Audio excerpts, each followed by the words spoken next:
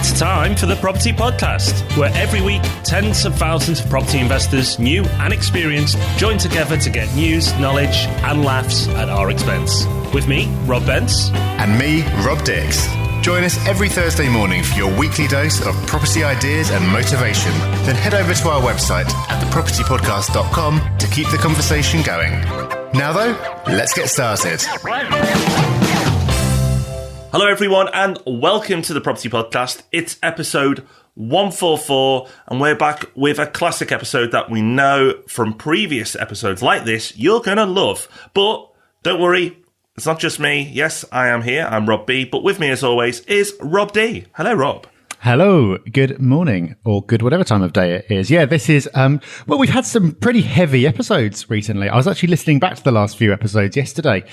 So we had the shock budget announcement, we had predictions, that's always a tough one, where to invest, some really serious kind of economics-y property topics. Well, it's called the Property Podcast, so I suppose it's not a massive surprise. But it's coming up to Christmas, so we thought that we'll take a little bit of a break from all that and share our top resources of the year. We give you a resource every single week, so you've had nearly 50 of them this year, but we're going to bundle up some of our favourites, including some that we haven't mentioned before on this week's show. So this is one that we're really excited about because we've just looked down our list of each other's and there are some that we haven't heard of. So we'll be learning something as we go as well. We will. I'm looking forward to this. And I know from speaking to people at meetups that this is really popular for everyone as well. So I hope you get plenty from it. And we've got some stuff, some serious and some fun stuff in there too. So I'm sure you'll enjoy it. But before we start, Rob, we've made the press. We have. We owe a very big thank you to the Northwest Landlords Association and an even bigger thanks to Mark Morris, our meetup leader in Manchester, who made this happen. But they've given us a full page in their magazine talking about the hub, the podcast and the meetups, and basically just talking about all the stuff we've got going on and telling people in the Northwest to get involved. So absolutely brilliant to have that. Thank you, Mark. And if you are a landlord in the Northwest and you're not a part of that fine organisation, then maybe you should be. We're going to put the scan of that article in the show notes if you want to find out more. The show notes this week are at thepropertyhub.net/2015 resources. So on to our news story and some good news for landlords for a change. Oh, no, sorry, No. No, just in case you thought, you know what, I will still give London a go. The Bank of England are trying to twist your arm that extra notch round to say, no, really, do not do that. Yeah, this is the Bank of England Financial Stability Report. If you told me when I was a teenager that I'd be reading that kind of thing for fun. Yeah, it was published the other week. We'll link to it again in the show notes. It's a whole thing. It covers loads of different aspects of the economy, but there's a few pages about property in there. And the interesting bit for me was where it's talking about underwriting criteria for buy-to-let loans. It's saying basically that so far there's been a lot more competition, but that hasn't led to a decline in underwriting standards. So they're not worried about financial stability, but they're nevertheless going to keep monitoring it, seeing what happens to the housing market after all the recent announcements. And they might be taking a look at underwriting standards of various lenders. Now, some lenders are already toughening their affordability criteria. We've seen some move from the 125% rental cover test to 135. I think that was Barclays and maybe one other. Other lenders are changing the sort of pay rate they test against from maybe like 5 to 5.5% or something like that. So they're clearly making some moves, trying to preempt this so the Bank of England doesn't step in and do it for them.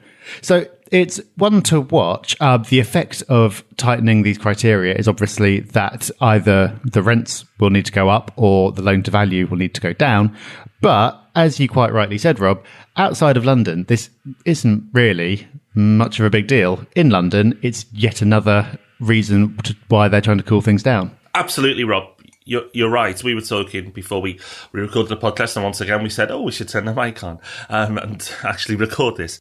The point is that outside of London, you really won't be affected. For those who don't understand how the affordability works, when you get a buy-to-let mortgage, the bank, the lender, whoever you're using, will say, right, okay, we want your rent to cover 125% of your mortgage, say at 5% interest rate.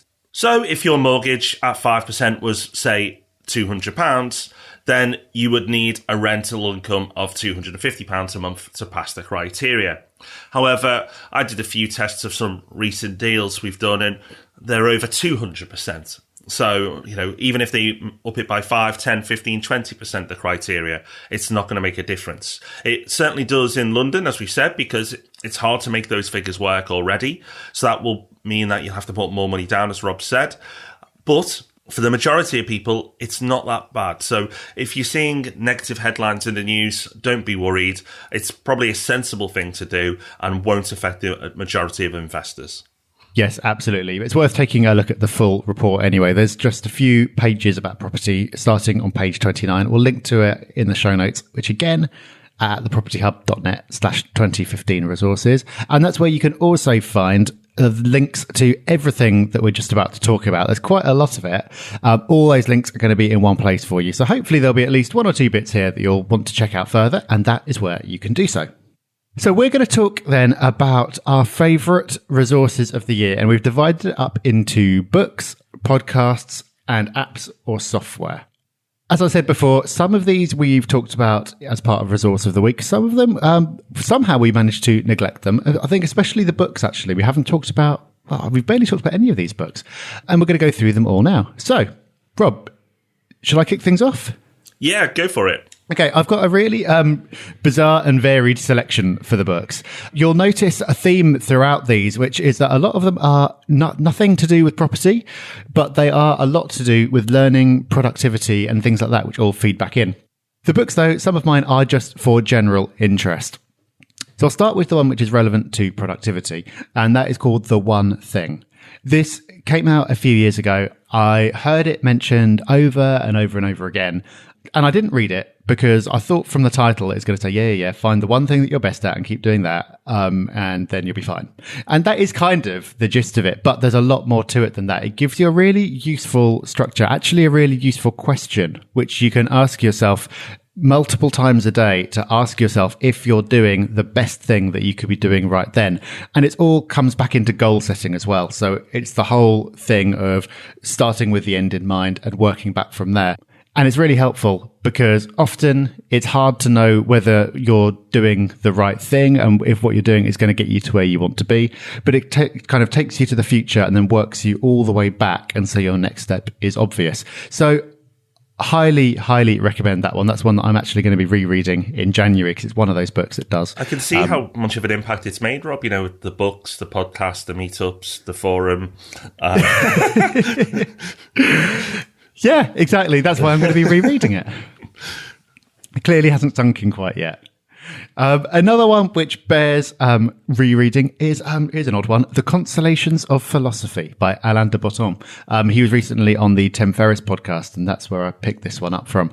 If you are in any way interested in philosophy, it's a great read. If you're not interested in philosophy, it's a brilliant place to start because it takes it from something which is quite abstract into something which is completely relevant to your everyday life. And it talks about people like Socrates and Seneca and Montaigne, who you might have vaguely heard of and not really know who they are or why you should care, and tells you very simply why you should care. So that's an interesting one as well.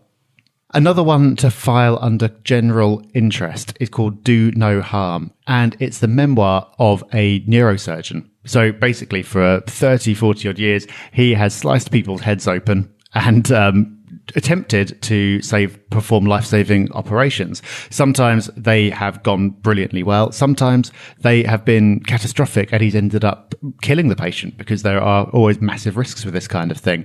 And it's just a really, really fascinating book because it talks about the operations that he's done, how that's changed over time. He talks about the impact that it's had on him and how the patients and their families react when things go wrong. It's just absolutely fascinating.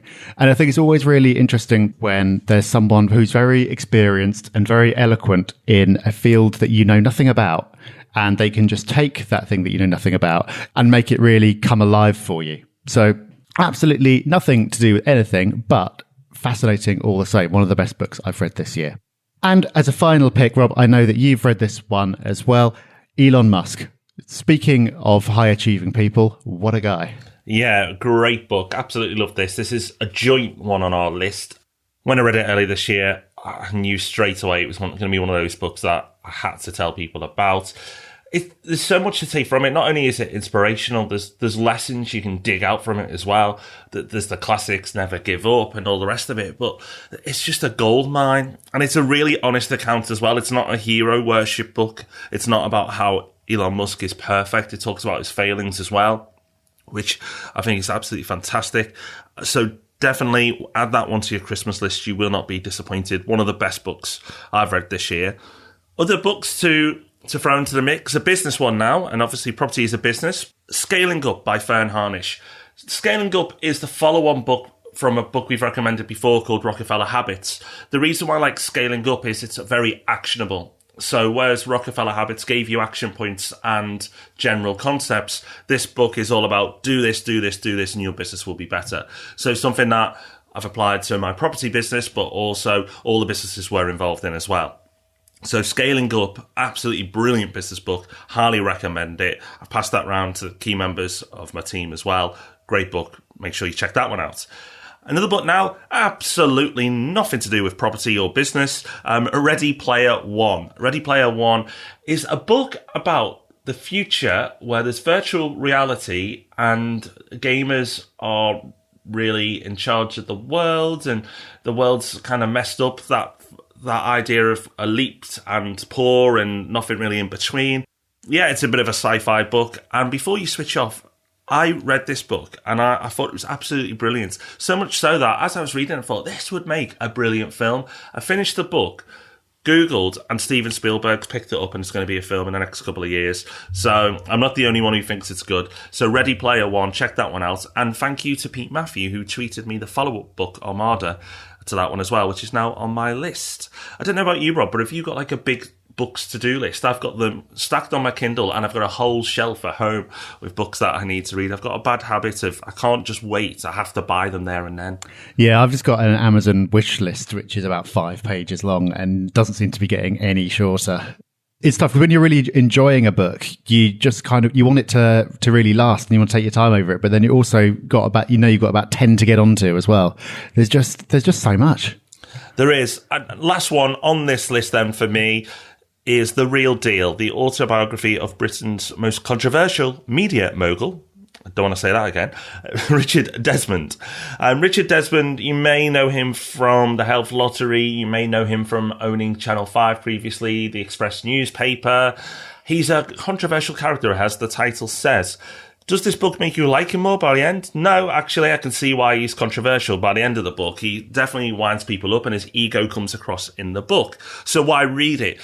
For me, there's lots you can take from this book. There's loads of lessons. I really enjoyed it. You can still read about someone that you might not get on with or like as a person, but still respect some of the things they've done and learn from it. I really, really enjoyed the book. There was a lot of lessons I took away from it, which is interesting. He didn't say, here is a lesson, but they're just pretty obvious as you go through them.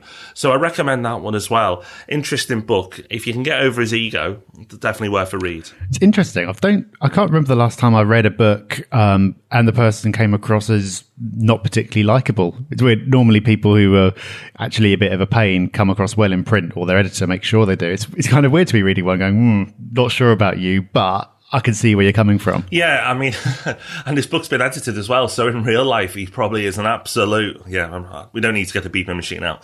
But he just can't help sniping and getting his opinion across. He probably overruled his editor. So, yeah, but still, for that, it probably helps sell the book and gets people like us talking about it. So, worth a read. Maybe add it to your Christmas list as well. Okay, so that is a whole load of books. If you're in the same position as us and you've got a massive shelf full of books you haven't got around to reading, we just really haven't helped you there. But hopefully you'll get some reading done over the Christmas break. Let's move on to podcasts then. Hesitant to recommend podcasts in case you stop listening to this one. However, there are loads of great ones out there, so we don't have much of a choice. My first pick is called The Art of Charm. This is one that I started listening to round about the summer, and there's a massive back catalogue. There are hundreds and hundreds and hundreds of them. Don't be put off It is targeted at the kind of 20 or 30-something-year-old man. I think it came out of the whole pickup artist kind of thing. So it's about telling men how to be more confident to get women. That's sort of where the name The Art of Charm comes from. But then it's interesting because it's been going for years. And as the presenter has got older and he's kind of settled down and his interests have changed, it's talking about the art of charm relating to business and your personal relationships and that kind of thing. So it's matured, and the interviews that they've got, some of them are really interesting. It's one of those podcasts where they just interview a different person every time, a huge variety of different people, and you know, you're not going to want to listen to every single one of them because they're not all going to interest you. But some of them are just fascinating. Like they had an ex-FBI guy there on who I was listening to the other day. And in about half an hour, you can just learn a whole load of stuff about investigations and the FBI and things like that, which you had no clue about before. So don't be put off by the title. Go and take a look at the back catalogue. And I'd just recommend picking out a few that seem to be subjects that interest you and checking them out. The next one is a really, really easy listen. It's called Planet Money. It's from NPR. And the great thing about this is each episode is about 15 minutes long, and it'll take a different topic which is related to money, but not always directly.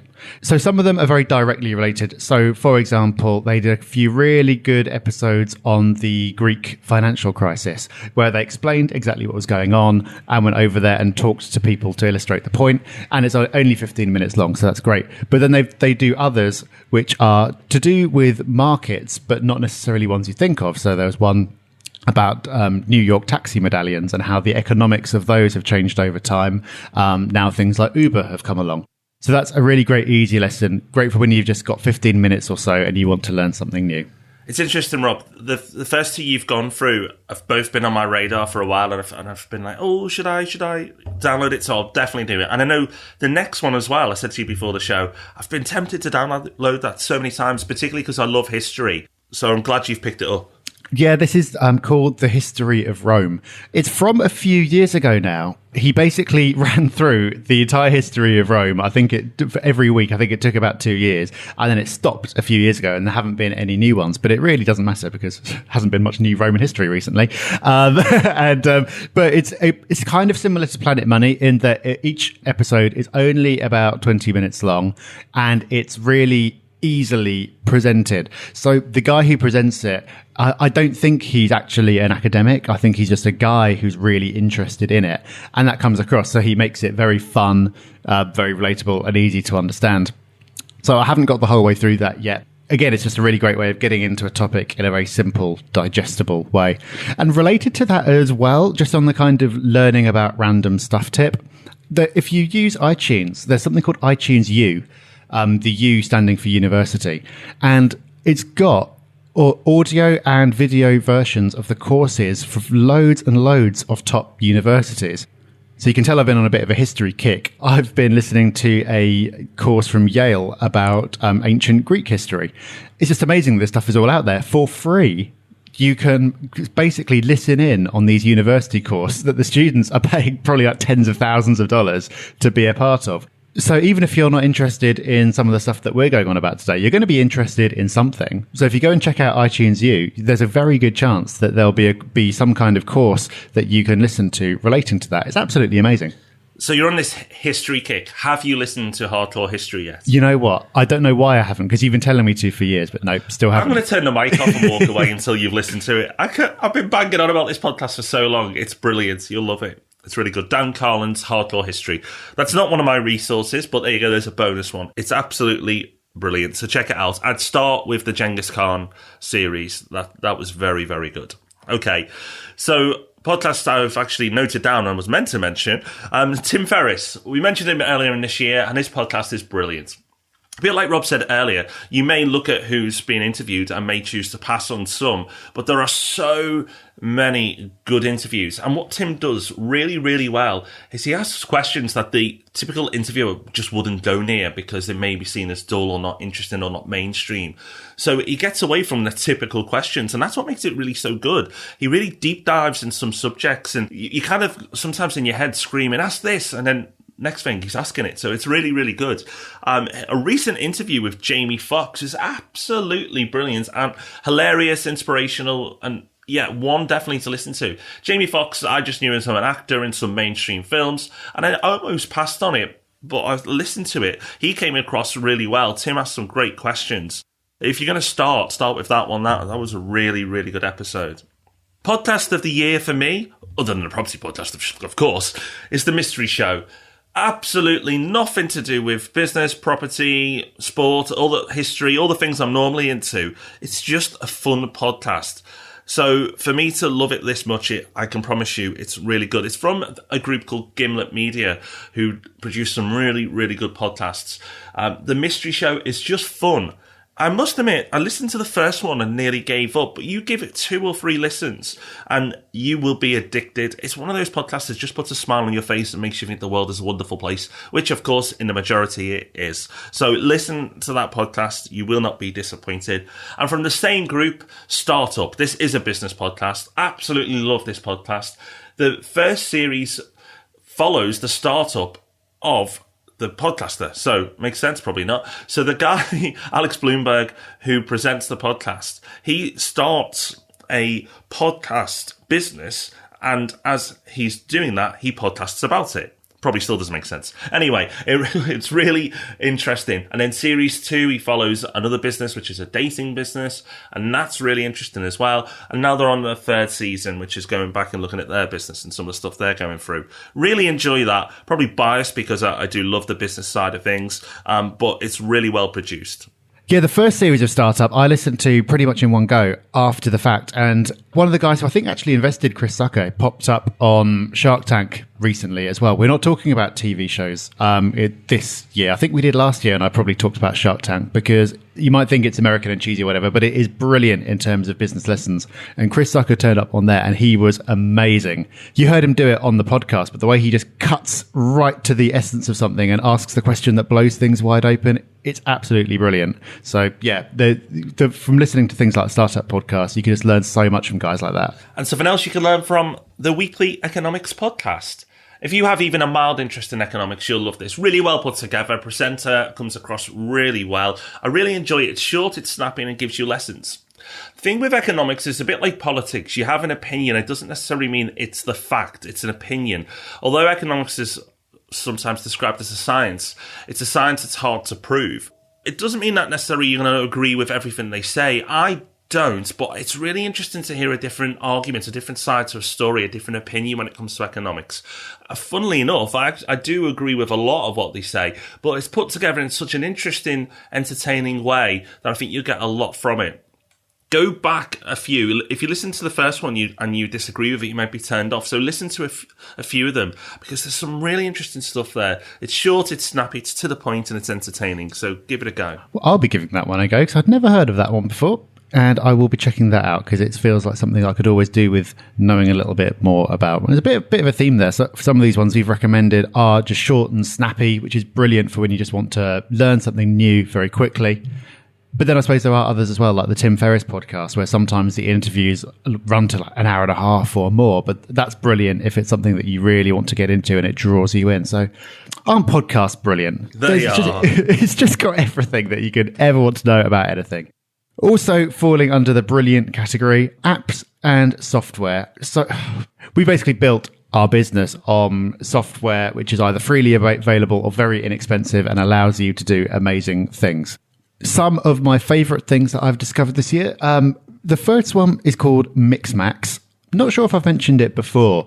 We've definitely mentioned before something called Boomerang for Gmail, which is where you can get a message sent back to yourself later to remind you to reply, and it's not clogging up your inbox in the meantime. Also allows you to delay your reply, so you can write it now, but it won't get sent until later. Mixmax does all of that and a heck of a lot more. It's a whole suite of tools that you can use to make your email better.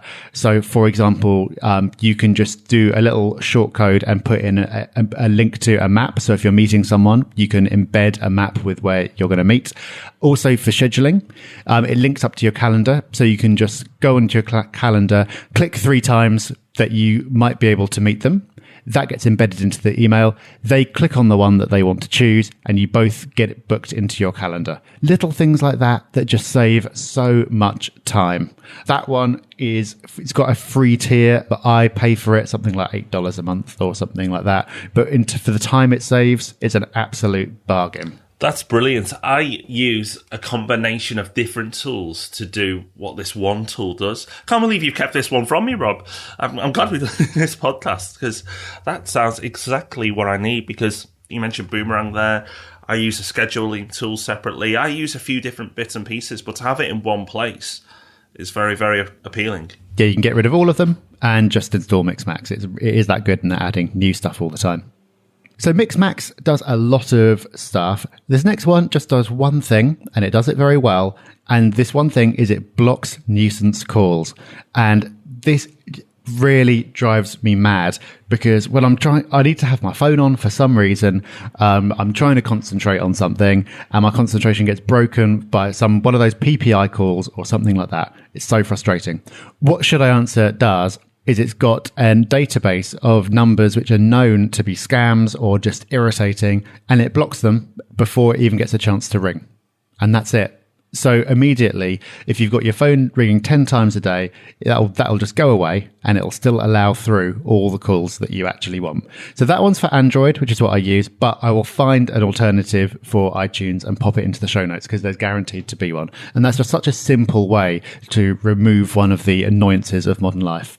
And also, finally, from me, a shout out to OneNote, which is something that we had as a resource of the week before, recommended by a listener. At that point, I hadn't used it, but I have been since then. And it actually, I can't believe I'm saying this, it's actually replacing Evernote for me. It's basically, you'll have heard us talk about Evernote before. It's note-taking, clipping, all that kind of thing. OneNote does the same thing, but it does it very simply. It works across everything. And I just find that it works better for my needs. If you're using Evernote and you're enjoying Evernote, then stick with it. If not, worth taking a look at switching. Wait there. So you've stopped using Evernote? I am stopping. I've got years worth of stuff in there, but I'm starting to move across to OneNote. Wow, ladies and gentlemen, if you've not followed the podcast for a while, this is big. When I met Rob, he was Mr. Evernote, a bit like I'm Mr. Trello, and will bore anyone who will listen about Trello. Rob was Mr. Evernote, and like he should have been working for the amount that he promoted it. So that's a big tick in the box for OneNote if it's made you even look at something else. So. Yeah, and the amazing thing is it's from Microsoft, which has just not got a reputation for doing like nice, easy, usable cross-platform software. But there you go, and it is completely free. Sorry, Rob, just getting up off the floor. From who? Microsoft. When did they build anything good? Since Windows 95. There you go. Finally, it's only taken them 20 years. Yep, there you go. It's not enough to have me going back to a PC anytime soon, but that's the one bit I'm going to take from it. Anyway, other software that we know and love. The next one is one that you introduced me to, and I am now obsessed with this as well. Sunrise. Oh, such a good calendar app. If you're not using this already, just check it out. It's free. It's worth a go. It's a brilliant calendar app. It links in with Trello. Funny how I like it. It's clean. I love the way invite notifications work. It's just a really, really well-polished calendar. You draw them all in from all your calendar sources, which if you're anything like Rob and I, you have a lot. And it just works. And it works better than any other calendar platform I've used before. It doesn't do anything dramatically new. It just does everything better. That's the best way I could describe it. Rob, can you add to that? Not really. For me, it's the way that it integrates with loads of different services. So it pulls in your Trello cards. It can pull in data from Twitter and LinkedIn and things like that. So if you're meeting someone, it'll try and pull in the information from their LinkedIn profile. If you use TripIt for travel, it'll pull in your flight details and all that kind of thing. It just brings everything into one place, which is what you need, because like you say, we've got so many different calendars for different things, and you need to bring it all together really easily, or you're just going to end up missing stuff and getting double booked. And that's what it does really well. Now, the next one is a tech win this year for me. Probably one of my proudest moments, the day, Rob, you turned to Slack. Yeah, well, while we're talking about conversions, so not only am I abandoning Evernote, but also the great Slack versus HipChat wars of 2015 were eventually won. And yeah, you know what? Slack is a heck of a lot better. Yeah, woo! Yeah, Slack, for those who don't know, is an instant messaging platform for business. It's probably the easiest way to describe it. It works really well, but I think the thing that finally got Rob won over, and Rob, you can speak for yourself, but I think was the amount of cool integrations it has with all the different software platforms. And the challenge you can have is you can start using all these different pieces of software, but if you can't get them talking to each other, it can make life actually more difficult than better. So if you can find software that is not only awesome on its own, but then can integrate with all your other pieces of software, then you're onto a real winner. And that's what Slack does. Yeah, and it's just so easy to use. I was really worried about moving over because it's always a pain when you change software, as we found out a few times in the past. But for this, we just sort of said to our team, hey, we're moving from HipChat to Slack now for these reasons. Here's the link. 10 minutes later, everyone was using all the features of it completely intuitively without needing to be told what to do. And that is testament to what a great piece of software it is. Another great piece of software. Have we mentioned Trello before, Rob? I don't know if we have. Why don't you tell us what that is? I'm not going to mention what Trello is today, but I will mention that for a while now, I've been like, I'd love to give these people money because it's such a brilliant piece of software and it's free. And it is still free. However, they have Trello for Business now, or they call it Business Class. Now, for most people, you won't need it. But if you do have a business and you work on Trello with more than one person, you might want to check it out. We are using it. And yes, it's nice to give Trello money, but it's worth it because we get a lot out of it. And it's all to do with their fancy integrations again. So as I mentioned, life is easier when your software talks to each other. And Trello has a really, really good tight integration with Slack. So we find that really useful. So this is a recommendation for only a few people. But if you've not used Trello at all, check it out. And we've got a course on how you can use Trello and Evernote. So we might have to update that one for property. So we'll link to that in the show notes as well. And finally, not a piece of software, but a piece of tech. Now, earlier, taking the Michael out of Microsoft, and for lots of reasons, rightly so. And Chromebox is what I'm going to recommend. We've just started to roll these out in the RMP office. And basically, Chromebox is the size of a square book, if you like. So if you think of a book and square it off, it's that small. And it is a computer. It's completely hosted on the cloud. But you will be surprised how little you use stuff off the cloud in this day and age. You probably don't need a normal computer. And that's why things go wrong, because there's so much extra stuff in computers that 90% of people do not use. And that's exactly the same for everyone in our office. So we've started rolling out Chromeboxes, and for those who work remotely, Chromebooks, which is the laptop version of a Chromebox. They're brilliant. And the bonus is, not only are they fast, easier to use, don't get viruses, they are super, super cheap. They're cheaper than normal computers. So in my mind, it's a better experience. And you can pick a Chromebox up from PC World, a Dell version, for £150. Absolutely brilliant. That is amazing. Not something I'd even heard of before. You're right, though. Like we just do everything in the cloud, don't we? When was the last time that you've actually sort of got a Word document and saved it to your local hard drive? It just doesn't really happen anymore. It doesn't. And it does have a small hard drive, so you can do a little bit of that, but you don't need to. There's Word in the cloud as well now. Microsoft has that platform in the cloud. You don't need a PC anymore. You don't need all that extra weight that comes with the software that Microsoft provides. Check out a Chromebox. If you're slightly forward thinking, you don't have to be a tech genius, but if you're slightly forward thinking with your tech, then I'd highly recommend it. Well, there you go. Believe it or not, we've actually been quite restrained. We could have talked for so much longer about all of these, and we actually were going through beforehand and taking a few out because this is just going to go on forever. So hopefully you'll have found something useful in there. The list of all of them with all the links is at thepropertyhub.net/2015 resources. Coming up, we will give you one more resource. Yes, we'll give you a resource for Christmas because, of course, you need a Christmas resource. And we will let you know what's coming up next week. But before we do that, a round of applause, please, to this wonderful person who's left us a review.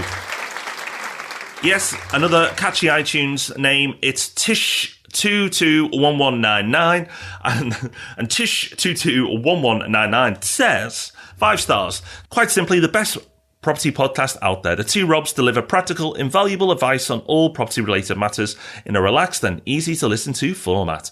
I've been listening for a year now and increased my portfolio from 1 to 3 rental properties. Not bad for the age of 30. Not bad at all. Not bad for any age. And it's largely thanks to the two Robs. Excellent podcast, guys. Keep it up. I love it. I say this every time, but I love it when people tell us about the action they're taking in the reviews. Brilliant. Well done. Yeah, would love those. If you haven't left us a review yet, especially if you've got a story to share, but even if you just want to say thanks and make it easier for other people to find the podcast, please do so. Head over to iTunes, search for the Property Podcast, leave us a review. We would really appreciate it, and you'll get your own round of applause on the show. Right. Resource of the week, Rob. It's a game. And now, before you think a game, surely these productivity monsters don't play games. This is a game for a group, and I was introduced to this earlier this year at a party. And at my daughter's christening earlier this year, this game came out, and a massive group of people were playing it, and it's called Heads Up.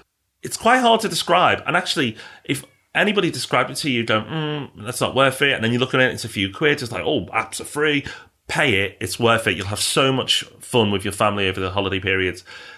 You have a phone to your head, it says something, the people in front of you have to describe it, or if it's a miming version, because they do all different types of scenarios, you have to mime it. But the fun of watching the group of people get frustrated and trying to act these things out to try and tell you what it is great. You flick your phone forward if you've got it right, you flick it back if you're passing. But the really cool feature here is it records the actions of the people who are acting these things out. So then afterwards you go back and look at the video of people getting really competitive and really into it, and that's half the fun in itself. Really recommend it. Heads Up. I know my family will be playing that over the Christmas holidays and probably falling out in due course, and then making friends again by the offer of playing it. So it's a really fun one. I've had so much fun at dinner parties with that one and things like that. It's definitely one to check out. Highly recommend it. Oh, that does sound fun. I thought I was thinking that it just sounded like a high-tech version of that game with a Post-it note on your head, but then the video thing where it records it, that sounds brilliant. It is, and it's just really well done. It's not, you can tell it's a really polished app. They've spent money on it, so you think, oh, I can just do that with Post-it notes, but trust me, it adds so much more, and it's the fact that you can rattle through them at a fast pace as well. You know, you don't have to stop to keep writing Post-it notes. Very cool. So that's one extra resource for you for Christmas. Next week, it is nearly Christmas. Next week's episode is going to go out on Christmas Eve, but we are still here, of course. Maybe not with the most in-depth, technical, heavy episode we've ever had. I don't think that's what you're going to want, but we're going to be here nonetheless next Thursday. And of course, we'll be here on Tuesday as well with Ask Rob and Rob.